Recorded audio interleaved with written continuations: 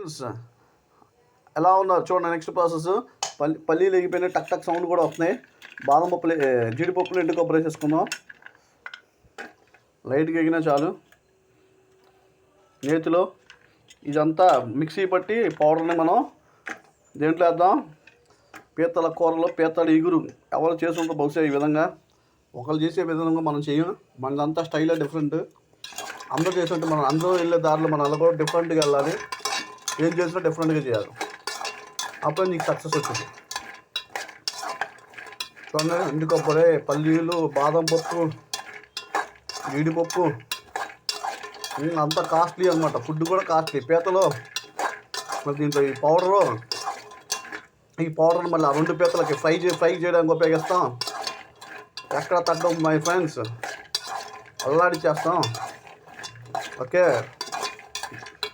పల్లీలు, బాదం పప్పు, జీడిపప్పు, కొబ్బరి అన్నీ నేతిలో చెప్తున్నాం. అందరూ లైక్ చేసి సబ్స్క్రైబ్ చేయడం మర్చిపోమాకండి మై డియర్ ఫ్రెండ్స్.